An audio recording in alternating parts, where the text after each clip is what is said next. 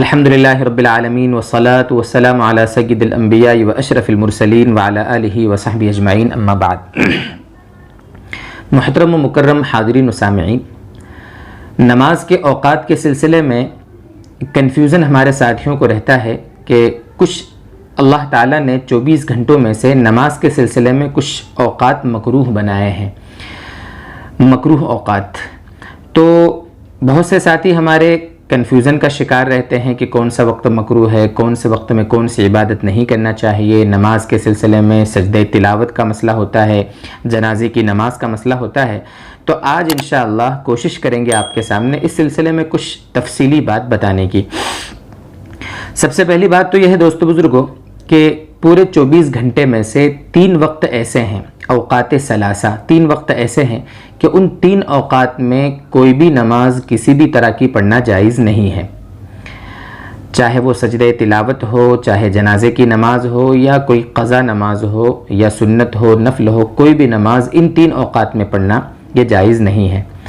3 اوقات وہ کون سے ہیں؟ پہلا وقت ہے طلوع آفتاب کے بعد مکروہ وقت ختم ہونے تک، یعنی جب سورج نکلتا ہے، سورج نکلنے سے لے کر جب تک سورج کا یعنی گویا کہہ لو کہ کنارہ سورج اچھی طرح طلوع نہ ہو جاوے، جس کو ہم کہتے ہیں کہ اشراق کا وقت جب تک نہ ہو جاوے، وہ جو وقت ہوتا ہے تقریباً 15 سے 20 منٹ تک، تو اس وقت میں کوئی بھی نماز پڑھنا جائز نہیں ہے۔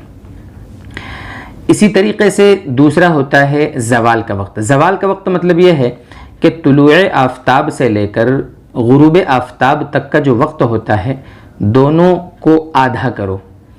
دونوں کو جب نصف ہم کریں گے تو کریکٹ نصف جہاں ہو، آدھا جہاں پر ہو، اس سے 5 منٹ پہلے احتیاطاً 5 منٹ بعد، یہ جو وقت ہوتا ہے اس کو کہتے ہیں زوال کا وقت۔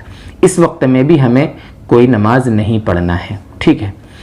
تیسرا وقت ہے غروب آفتاب کا وقت، یعنی جب سورج غروب ہونے لگے اور سورج کی ٹکیا پیلی پڑ جائے، زرد پڑ جائے، اور اس پر ہماری نگاہیں ٹکنے لگے، اس وقت سے لے کر جب تک سورج ڈوب نہ جاوے پورا، تب تک کوئی بھی نماز پڑھنا جائز نہیں ہے۔ ہاں، عصر کی نماز اگر ہماری کسی عذر سے، کسی مجبوری کی وجہ سے لیٹ ہو گئے ہم، تو اسی دن کی عصر کی نماز پڑھنا درست ہے، کراہت کے ساتھ ادا ہو جائے گی، اس کو بعد میں لوٹانا نہیں ہے۔ یہ 3 اوقات ہیں۔ ان 3 اوقات میں نہ سجدہ تلاوت ہمیں کرنا ہے، نہ جنازے کی نماز پڑھنا ہے، نہ سجدہ شکر، نہ اور کوئی نماز نہیں پڑھنا ہے۔ علماء نے لکھا ہے کہ اگر ان 3 اوقات میں اگر کسی نے کوئی نماز پڑھی ہو، یعنی فرض نماز پڑھی ہو، قضا نماز پڑھی ہو، تو اس کو دوبارہ پڑھنا پڑے گا، وہ نماز صحیح نہیں ہوگی۔ ہاں، اگر کسی نے ان اوقات میں اگر کوئی نفل پڑھ لی ہے، سنت پڑھ لی ہے، تو پھر اس کو دوبارہ نہیں پڑھنا ہے، لیکن بہرحال ان اوقات میں پڑھنے کا گناہ ملے گا، نماز اس کی ہو جائے گی، ٹھیک۔ اسی ضمن میں ایک مسئلہ باریک سا علماء نے یہ بھی لکھا ہے کہ جنازے کی نماز اور سجدہ تلاوت ان اوقات میں مکروہ ہے، یعنی ان اوقات میں نہیں ہوگی، نہیں پڑھیں گے۔ وہ اس وقت ہے جب کہ جنازہ پہلے سے تیار تھا، اور خاص ان اوقات میں اگر کسی نے نماز پڑھی تو نماز نہیں ہوگی۔ پہلے سے اگر جنازہ تیار تھا، ان اوقات میں اگر کوئی نماز پڑھے گا نماز نہیں ہوگی، لیکن اگر انہی اوقات میں جنازہ آیا ہے، جنازہ انہی اوقات میں تیار ہوا ہے، تو اب کراہت کے ساتھ وہ نماز ہو جائے گی۔ اسی طرح سجدہ تلاوت کا مسئلہ ہے، اگر پہلے سجدے کی آیت کبھی پڑھ لی گئی تھی اور ان اوقات میں اگر کسی نے سجدے کی آیت کا جو سجدہ ہے وہ کیا، تو پھر اس کا سجدہ ادا نہیں ہوگا، اس کو بعد میں دوبارہ سجدہ کرنا پڑے گا۔ اور اگر انہی اوقات میں اگر سجدے کی آیت پڑھی گئی ہے تو کراہت کے ساتھ وہ سجدہ ادا ہو جائے گا، بعد میں کرنے کی ضرورت نہیں ہے۔ یہ تھوڑا سا باریک سا مسئلہ علماء نے لکھا ہے۔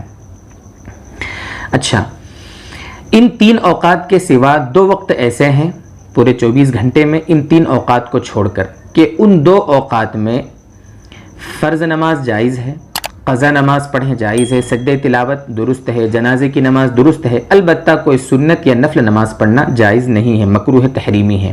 وہ 2 وقت کون سے ہیں؟ ان کی بھی وضاحت سمجھ لیں۔ ایک ہے فجر کی نماز کا وقت۔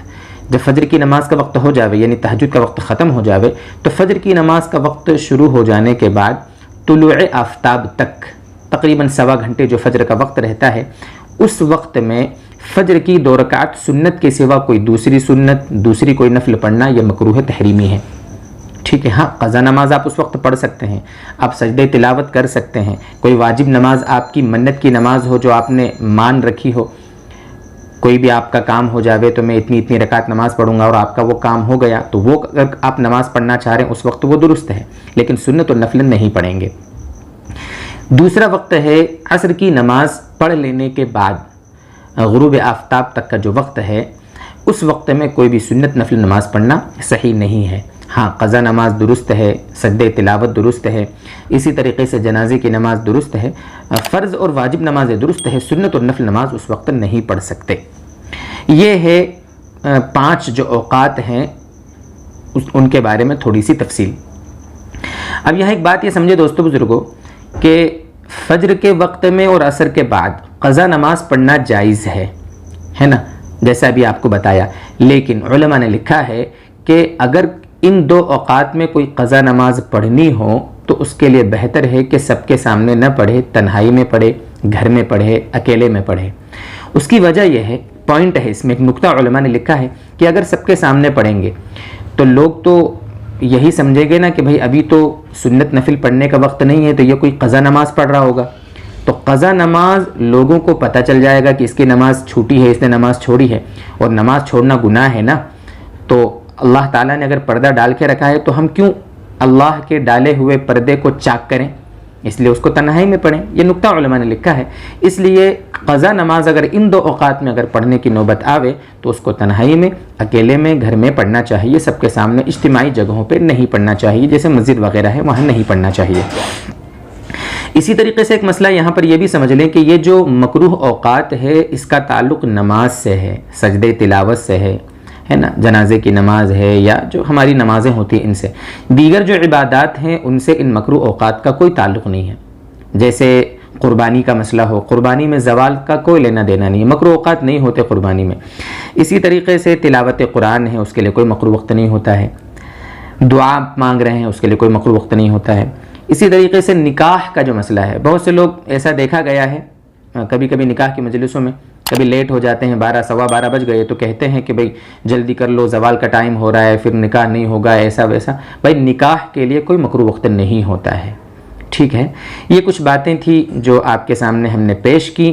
ان باتوں سے آپ کو جہاں تک ہم سمجھتے ہیں مسئلہ آپ کے سامنے کلیئر ہوا ہوگا. اللہ تعالی ہمیں مزید سمجھائیں, اور ان میں اگر کوئی ڈاؤٹ ہو, کوئی اشکال ہو, کوئی خلجان ہو تو اپنے علماء سے جو ہمارے مقامی علماء ہیں ان سے بیٹھ کر اس کو حل کرنے کی کوشش کریں. اللہ تعالی ہمیں مزید سمجھائے, عمل کی توفیق عطا فرمائے. وآخر دعوانا ان الحمد للہ رب العالمین.